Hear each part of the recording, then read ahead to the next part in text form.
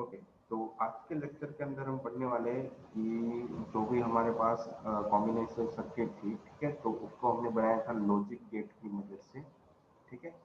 और जो combination circuit है उसको हम आगे यूज करने वाले हैं और दूसरे सर्किट्स के अंदर, ठीक है। तो जो भी सर्किट के अंदर हम कॉम्बिनेशन सर्किट यूज कर रहे हैं, ठीक है, वो सारे नाम यहाँ पे टॉपिक्स आपको मैंने यहाँ पे लिखे हुए हैं, ठीक है। तो ये टॉपिक हम आगे आज के लेक्चर के अंदर स्टडी करने वाले हैं। तो यहाँ पे लिखा है कि पहले तो एन बिट पैरेलल एडर, मतलब क्या हो गया कि जो भी आप फुल एडर और हाफ एडर आपने पढ़ा, ठीक है, तो उसको आगे हम यूज करने वाले हैं कि जो भी हमारी सर्किट है उन सबको एक साथ, मतलब हमने हमने अभी क्या पढ़ा था कि एक ही एडर और एक ही फुल एडर का हमने सिर्फ उसका डायग्राम देखा था और उसको ट्रुथ टेबल देखी थी, उसके बारे में समझा था। तो बहुत सारे फुल एडर और हाफ एडर एक साथ मिलके यहाँ पे पैरेलल हेडर बनाते हैं, ठीक है। तो उसके अंदर किस तरीके का वर्कआउट होता है, ठीक है, तो वो चीज़ हमें इसके अंदर पढ़नी है। फिर है फुल सबस्ट्रक्टर और हाफ सबस्ट्रक्टर। जैसे हमने फुल एडर और हाफ एडर पढ़ा था, तो वैसे ही यहाँ पे क्या है, हाफ एडर और फुल एडर, जिसकी मदद से हमें किस तरीके की बिट के साथ कॉम्बिनेशन बनानी है वो हमें यहाँ पे हमें पता चलेगा। फिर मल्टीप्लेक्सर है, तो मल्टीप्लेक्सर के अंदर जब भी हमें किसी भी डेटा ट्रांसफर करवाना होता है तो बीच में एक मल्टीप्लेक्सर रहता है जिसकी मदद से हम बहुत सारा डेटा एक साथ पास करवा सकते हैं। जैसे कि हम रियल लाइफ में कर रहे हैं कि भाई मुझे सिग्नल, मतलब किसी को कॉल करना है, तो कॉल करने के टाइम पहले क्या होता है कि वो टावर पे एक्सेस करेंगे कहाँ पे ये फ़ोन नंबर है, ठीक है, तो कौन सी एरिया पे लोकेटेड है। तो ये एरिया वाइज वो क्या करता है कि चेक करता है कौन सा टावर को उसे एक्सेस करने देना है। तो ये क्या करता है कि जब भी हम सिग्नल भेजते हैं उस सिग्नल को मल्टीप्लेक्सर के फॉर्म में बीच में डिक्रिप्ट कर देता है या इंक्रिप्ट कर देता है, ठीक है। तो जहाँ पे हमें भेजना होता है डेटा, तो उसके लिए मल्टीप्लेक्सर, डीमल्टीप्लेक्सर, डिकोडर, इनकोडर, इन सब का यूज़ किया जाता है, ठीक है। वो सब सारी चीज़ें किसकी मदद से बनी होती है, half subtractor, full subtractor, N bit, parallel adder, half adder, full adder. तो ये इन सब की मदद से हमारी मल्टीप्लेक्सर और मल्टीप्लेक्सर, डिकोडर, इनकोडर बने होते हैं। तो एक ही साथ हम आज के टॉपिक में ये सारे टॉपिक पढ़ने वाले हैं, ठीक है। तो हम आगे बढ़ते हैं कि एन बिट पैरेलल एडर के बारे में कि वो क्या होता है एग्जैक्टली। तो यहाँ पे लिखा है the full adder is capable of adding only two capable to signal digit binary number along with the carry input. मतलब जब भी हमने फुल एडर पढ़ा था तो उसके साथ दो सिग्नल इनपुट थे और एक कैरी इनपुट था, ठीक है। तो तीनों की मदद से हमें नो कॉम्बिनेशन बनाया था, उसका जो आउटपुट हमें मिल रहा था सम और कैरी के फॉर्म में, ठीक है, उसे हमने मैनिपुलेट वहाँ पे किया था। तो वैसे जरूरी नहीं है कि तीन ही बिट या फिर दो ही सिग्नल उसके पास हो या तीन ही सिग्नल उसके पास हो। यहाँ पर जितने भी फुल एडर है, हाफ एडर है, वो ऑटोमेटिकली उसके जो भी डेटा मिलता है उसके हिसाब से उस बिट को कैलकुलेट करता है। वहाँ पर आपको 32 बिट या 64 बिट के भी आपके पास फुल एडर और हाफ एडर हमारे माइक्रोप्रोसेसर के अंदर हो सकता है, ठीक है। फिर but in practical we need to add binary number which are much longer than just bit. तो जैसे मैंने आपको बताया कि वैसा जरूरी नहीं है कि आपके पास दो ही सिग्नल हो, उससे ज़्यादा भी आपके पास बहुत सारे पैरेलल हेडर यहाँ पे मतलब फुल हेडर यहाँ पे हो सकते हैं, ठीक है। तो ऐसा जरूरी नहीं है कि दो ही बिट के साथ हमें सारी प्रोसेस करनी है। तो यहाँ पे जिस तरीके से आप डेटा भेजते हो उसी तरीके से वो अपने बिट को बढ़ाता है, इनपुट बढ़ाता है और आउटपुट आपको उसी तरह से देता है, ठीक है। तो यहाँ पे देखा है तो to add to N bit binary, मतलब जब भी बाइनरी फुल एडर या फुल सबसेट हम बनाते हैं, ठीक है, तो वो किस तरीके से बनता है। तो यहाँ पे लिखा है कि जो भी आपने फुल एडर और हाफ एडर पढ़ा है, ठीक है, वो तो सेम टू सेम उसकी सर्किट के अंदर हम चेंज नहीं कर सकते। उसका जो आउटपुट आ रहा है उस आउटपुट को हम दूसरे फुल एडर या हाफ एडर के अंदर दे सकते हैं। तो जितने भी आपको समथिंग 5 फुल एडर आपके पास है, तो एक के अंदर आउटपुट, फुल एडर के अंदर जो आउटपुट है वो आपने दूसरे फुल एडर को दे दिया, दूसरे फुल एडर के अंदर जो भी आउटपुट आया वो आपने तीसरे फुल एडर। तो ये एक पैरेलल कॉम्बिनेशन बन रहा है, ठीक है। तो इसकी मदद से हम क्या बना सकते हैं कि एन बिट पैरेलल एडर यहाँ पे बना सकते हैं, ठीक है। फिर इसके बाद कि it use the number of full adder in cascade. जैसे मैंने आपको बताया कि भाई एक फुल एडर के अंदर जो भी इनपुट आया वो दूसरे फुल एडर के अंदर उसका आउटपुट दूसरे फुल एडर के अंदर पास कर देता है। तो जो भी हमारी प्रोसेस है, ठीक है, तो यहाँ पे एन बिट मतलब जितने भी बिट आपको पास करवानी है उस तरीके से आप यहाँ पे बना सकते हैं, ठीक है। तो इसीलिए इसको यहाँ पे कहा जाता है एन बिट पैरेलल एडर, मतलब आप आपके आप कितने भी फुल एडर या हाफ एडर लगा लो तो आपको जितना भी डेटा आपके पास है उसको वो कैलकुलेट करके आपको वो आउटपुट दे देगा, ठीक है। उसके बाद है कि the carry output of the previous full, जैसे मैंने आपको बताया कि जो भी कैरी उसके अंदर को फर्स्ट फुल एडर के अंदर मिली वो दूसरे फुल एडर के साथ इंटरकनेक्टेड दूसरे फुल एडर को वो पास कर देता है, ठीक है। तो इस तरीके से एन बिट पैरामीटर हम अचीव कर सकते हैं। तो उसकी यहाँ पे डायग्राम दी हुई है, ठीक है, और उसके बारे में थोड़ा यहाँ पे एक्सप्लेन किया हुआ है कि in the block diagram A0 and B0 represent the least significant bit of the 4-bit word of A and B। मतलब यहाँ से स्टार्ट करना है आपको A0 and B0। तो यहाँ पे आपको फुल एडर दिया हुआ है, ये फुल एडर जीरो है आपके पास और उसकी कैरी इनपुट क्या है आपके पास बाई डिफॉल्ट जीरो, क्योंकि वो किसी दूसरे फुल एडर के पास से नहीं आ रही, तो उसकी बाई डिफॉल्ट वैल्यू यहाँ पे आपके पास हो जाएगी जीरो। और यहाँ पे आपकी सम के अंदर कोई भी डेटा अगर सही नहीं हो रहा, अगर डेटा आ रहा है सम हो रहा है तो यहाँ पे आपको वो वैल्यू पुट करके दे देगा। फिर इसके बाद जो भी आपके पास कैरी बची हुई वो C0 के अंदर दूसरे फुल एडर को पास कर देता है। अगर बची होगी तो यहाँ पे 1 1 है तो आपके पास कैरी क्या रहेगी 1 रहने वाली है, इसकी सम की वैल्यू 0 रहने वाली है, तो ये 1 इसको पास कर देता है फुल एडर को। जैसे हमने लास्ट लेक्चर के अंदर फुल एडर का डायग्राम देखा था, उसके अंदर कैरी और सम दोनों थे, ठीक है।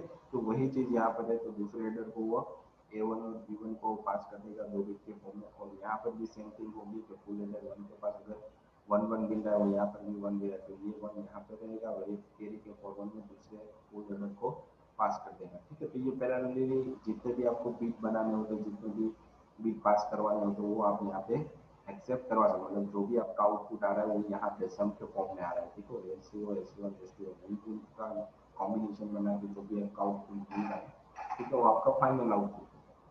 तो यही चीज आपको यहाँ पे बताइए कि है full adder zero is lowest stage, मतलब फुल एडर जो जीरो है वो लोएस्ट स्टेज पे है। सी इज सी इन मतलब कैरी इनपुट है वो आपकी क्या है परमानेंटली जीरो है।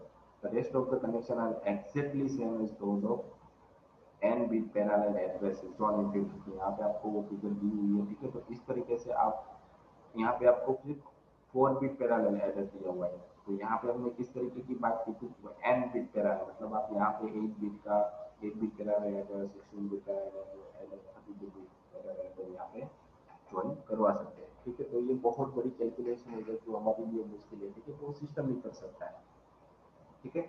तो उसके बाद तो ये थी पैरेलल, इस तरीके से आप उसको डिफाइन या रिप्रेजेंट कर सकते हो, ठीक है। तो ये उसका कॉन्सेप्ट है।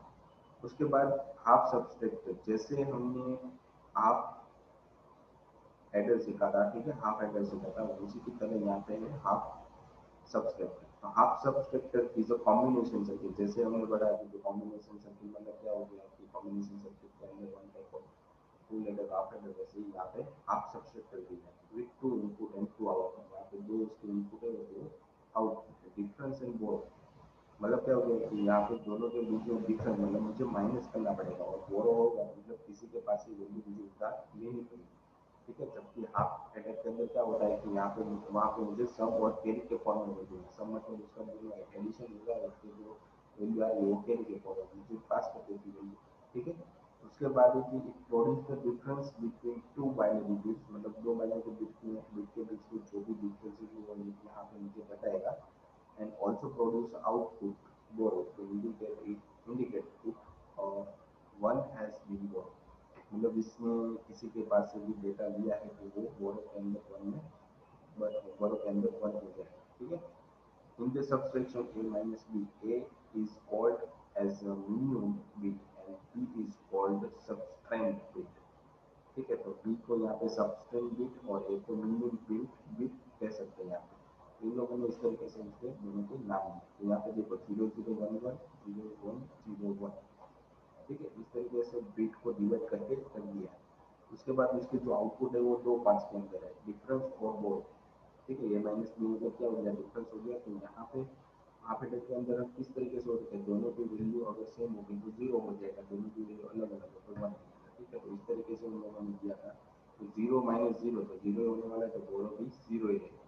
जीरो माइनस वन होगा तो मुझे एक बोरो वहाँ से उठानी पड़ेगी, ठीक है, और यहाँ पे हमारी वैल्यू हो जाएगी, ठीक है। फिर वन माइनस जीरो तो यहाँ पे वन ही होने वाला है, वन माइनस वन तो ये जीरो ये भी जीरो, ठीक है। तो इस तरीके से आपका आप सब्सट्रैक्टर का यहाँ पे ट्रुथ टेबल बन सकता है। उसके बाद यहाँ पे आपको दिया हुआ है कि जो भी आपने बनाया, ठीक है, उसकी कॉम्बिनेशन सर्किट यहाँ पे बनाई हुई है, ठीक है। तो ए और बी, और यहाँ पे एंड गेट है, और गेट है, और यहाँ पे एंड गेट है। तो एंड गेट के अंदर जो ए की वैल्यू है वो नॉट में है, तो यहाँ पे आउटपुट जाएगा ए नॉट बी, और यहाँ पे जाएगा ए प्लस बी, ठीक है। तो इस तरीके से आपका हाफ सब्सट्रैक्टर की सर्किट बन सकती है, ठीक है। उसी की तरह फुल सब्सट्रैक्ट करें तो टोटल हमारे पास कॉम्बिनेशन हो जाएगी 9, ठीक है। यहाँ पे एक कैरी फॉरवर्ड भी होता है, ठीक है, किसी इनपुट अलग से हमें देना होता है। तो and disadvantage of half subtractor is overcome by two, जो भी डिसएडवांटेज, जो भी प्रॉब्लम हाफ एडर के अंदर आ रही है उसे दूर करने के लिए लोगों ने फुल सब्सट्रैक्टर बनाया है, ठीक है।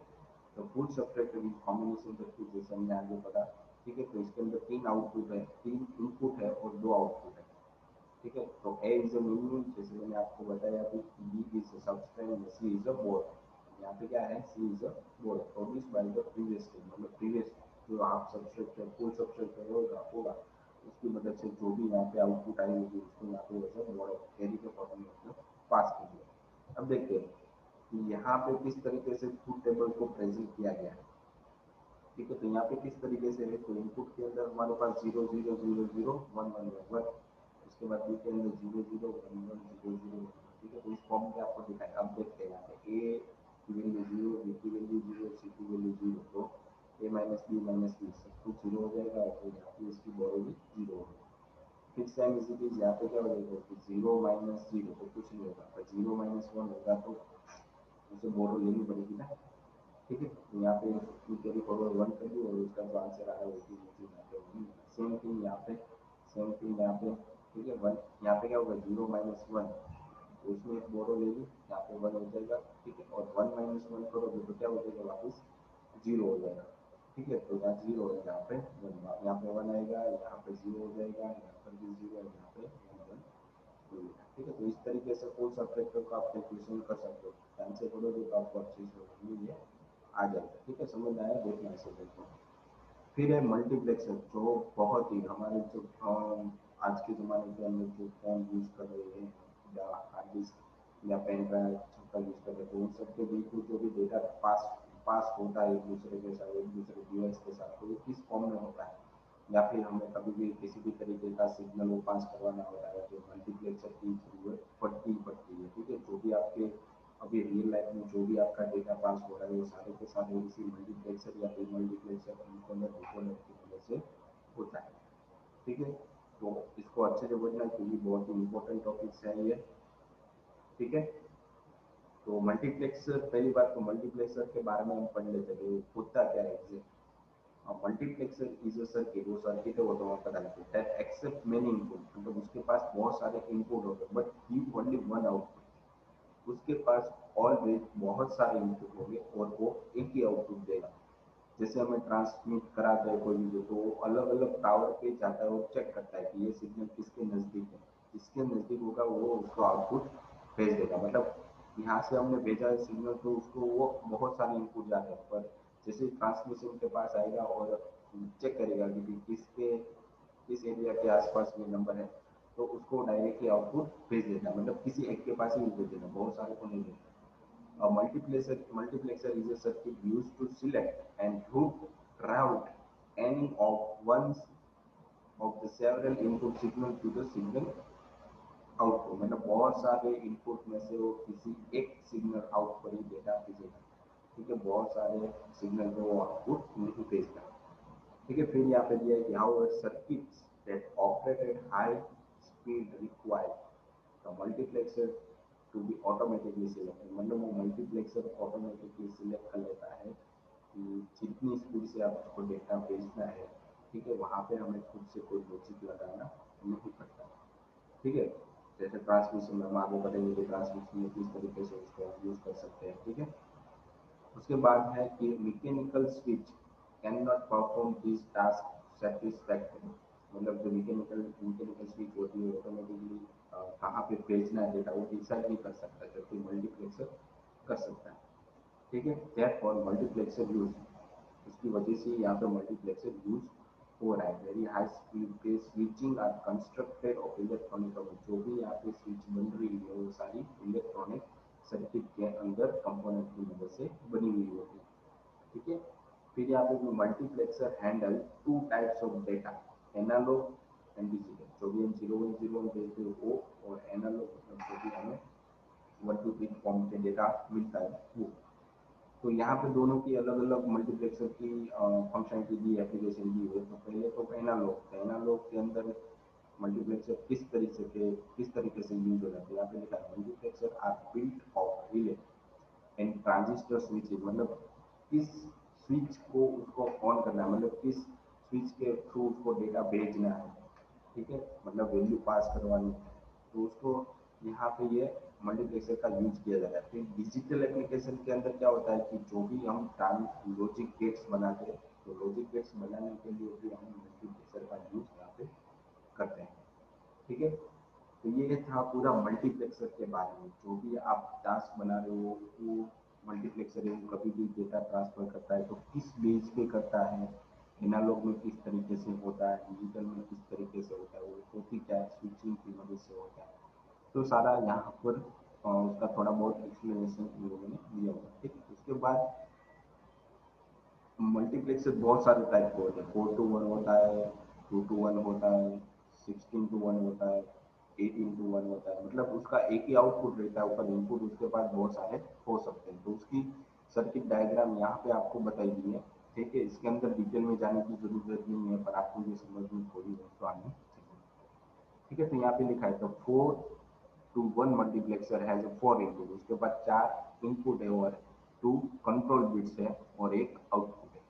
कंट्रोल बिट्स उस डेटा को, जो भी डेटा आप भेज रहे हो उसके साथ वो इंक्रिप्टेड फॉर्म में डेटा पास करना है, मतलब ताकि आप जो भी डेटा पास करवाते हो तो आपका डेटा वहाँ पे इनपुट हो जाए, और जहाँ पे सोर्स पे पहुंचेगा तो वापस वो आपको डिक्रिप्ट करके दे देगा। तो इसलिए यहाँ पे 2 इनपुट भी भेजे जाते हैं। ठीक है, तो यहाँ पे लिखा है तो 4 input bit D0 D1 D2, तो कौन सी वो 4 बिट है, तो D0 D1 D2 और D3, only 1 bit of the of this transmitted to output, मतलब आउटपुट के साथ किसी एक ही इनपुट पास होगा। Output depend on the value of N B, मतलब आपका जो भी आउटपुट होगा वो ए और बी पे डिपेंडेंट होगा। विच इज कंट्रोल इनपुट, मतलब जो भी आपका कंट्रोल यूनिट है, मतलब D0 D1 D2 D3, इसके थ्रू वो कंट्रोल होता है। और इसका आउटपुट किस पे डिपेंड होता है, ए और बी पे।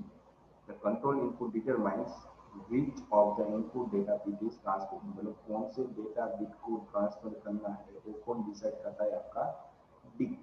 ठीक है, D0 D1 D2, तो उसके लिए उसको वहाँ पे भेजा जाए। तो यहाँ पे आपको देखो 4 to 1 मल्टीप्लेक्सर दिखाया गया है, उसके अंदर यहाँ पे जो चीज है वो आपको यहाँ पे प्रेजेंट की हुई है। यहाँ पे देखो एन कंट्रोल लाइन्स आपको दिखाया गया है और यहाँ पे एन इनपुट सिग्नल आपके पास है। ठीक है, और यहाँ पे क्या है आपके पास आउटपुट सिग्नल भी आपको दिया गया है। ठीक है, तो यहाँ पे 1 इनपुट है, 4 आपके पास 4 इनपुट है और 2 आपके पास कंट्रोल लाइन है। तो इसकी पूरी की पूरी सर्किट यहाँ पे आपको दी जाती है। तो जो भी आपके पास सर्किट है ए और ए नॉट, बी और बी नॉट, ठीक है, इन्वर्ट करके दिया, तो ये दोनों सिग्नल तो पास हो गई इसके साथ। ठीक है, तो यहाँ पे क्या है कि जो 4 कॉम्बिनेशन इसके साथ बनते हैं, तो ए नॉट, ए बी नॉट, और इसके साथ पास होता है डी। फिर यहाँ पे क्या है, ए नॉट और बी, और इसके साथ पास होता है डी। फिर यहाँ पे क्या है कि ए और बी नॉट, तो उसके साथ बी टू पास होता है। फिर यहाँ पे है ए और बी और उसके साथ पास होता है डी।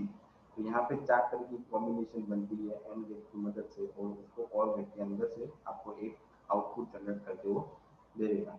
ठीक है, तो यहाँ पे कौन सी डेटा है वो मुझे यहाँ से पर्सनली भेजनी पड़ेगी, तभी मुझे पता चलेगा कि कौन सा आउटपुट हमारा आ रहा है। इसमें से 1 यहाँ पे 1 1 2 2 0 2 1 0 2 1 0 0 2, तो कौन सा आउटपुट आपका भेज रहा है, मतलब कौन सा इनपुट आपका कंट्रोल यूनिट आपका आउटपुट, कौन सा आउटपुट आपका आ रहा है वो डिसाइड करके आपको दे देगा। ठीक है, उसके बाद ये कि मल्टीप्लेक्सर की एप्लीकेशंस क्या क्या है, मतलब रियल लाइफ में हम उसको कहाँ पे यूज करते हैं।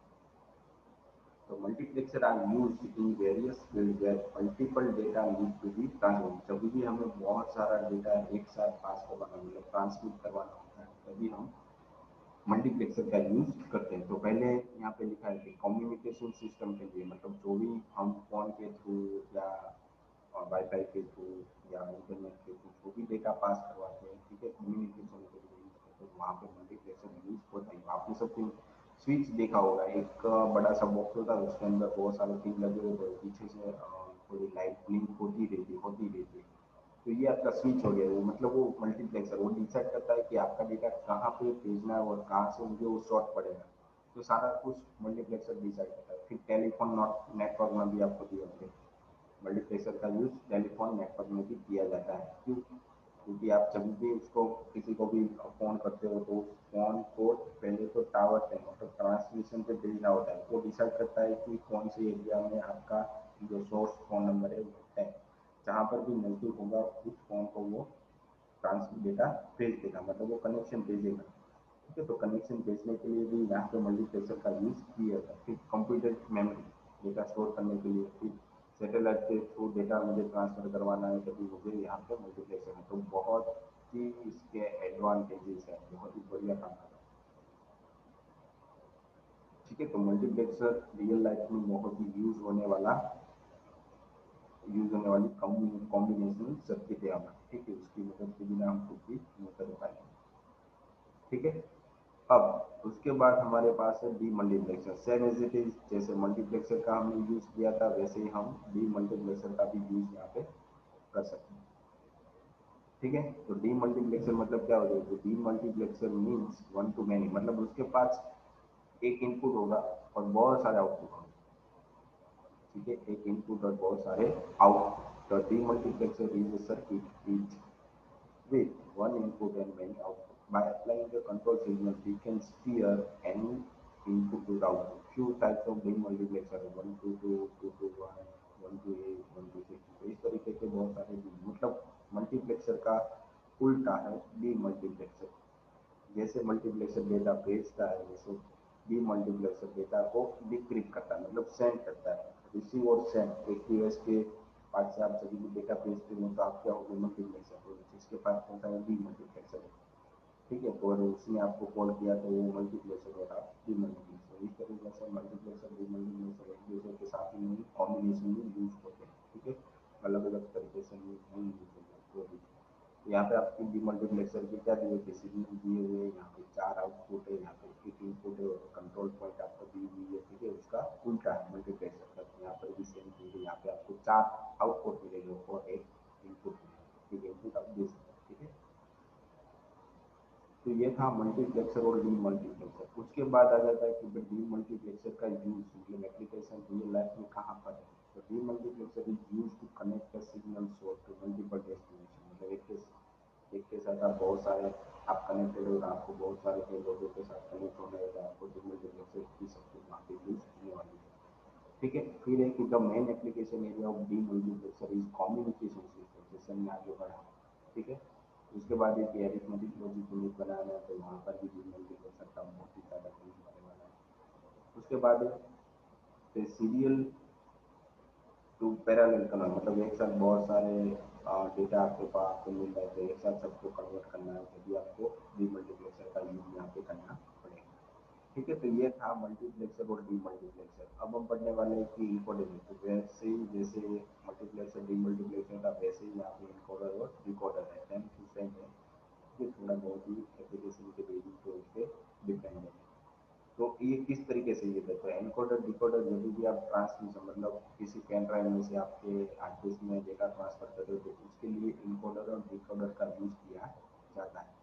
ठीक है, तो यहाँ पे लिखा था एनकोडर इज अ डिवाइस, मतलब वन टाइप ऑफ सर्किट ही है। ठीक है, ट्रांसड्यूसर मतलब किसी भी तरीके की डेटा को ट्रांसफर करवाना होता है तो उसे यहाँ पे ट्रांसड्यूसर होते हैं।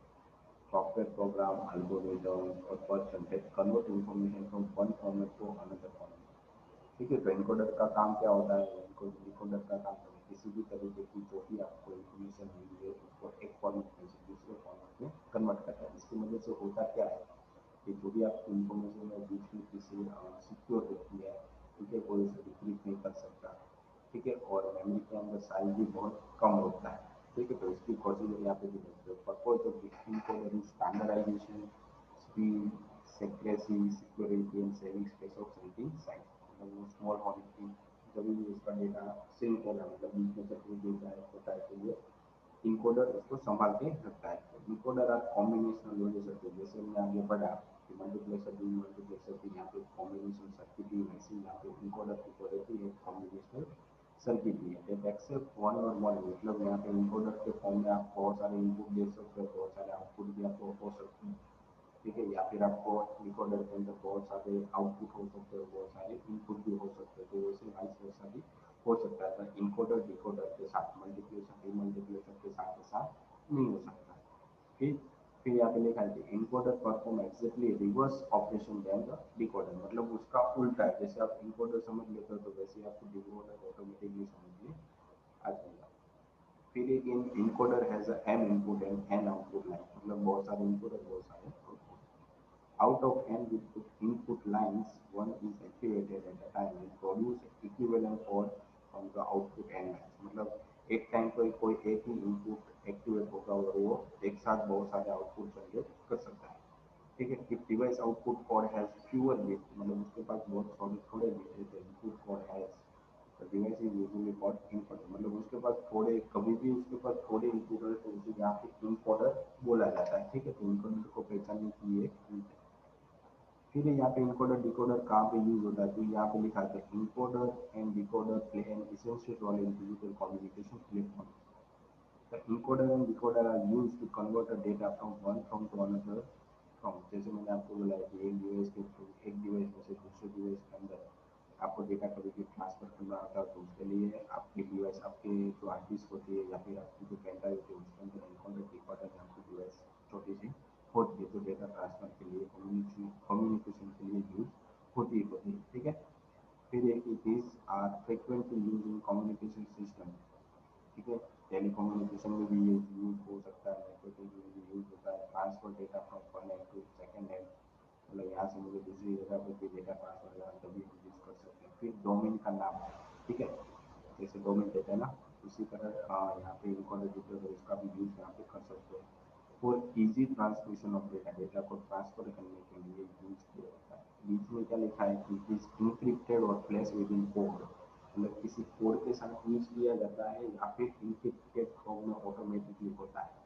तो उसको डिक्रिप्ट करने के लिए बीच में जहाँ पर वो डेस्टिनेशन पे पहुंचेगा वहाँ पे आपको डिकोडर का यूज कंपलसरी करना होगा, वरना आपको इन्फॉर्मेशन डिकोड करके वो जो भी सेंडर में भेजी वो आपको सही से मिलेगी, ठीक है। तो यहाँ पे लास्ट टॉपिक लिखा है the receiver coded data is decrypted, मतलब जो भी डेटा हमने कन्वर्ट किया है वो डिक्रिप्ट और गैदर फ्रॉम द कोड, मतलब जो भी आपका डेटा हमारा है उसमें से एक साथ डेटा इकट्ठा करके उसको डिक्रिप्ट करेगा।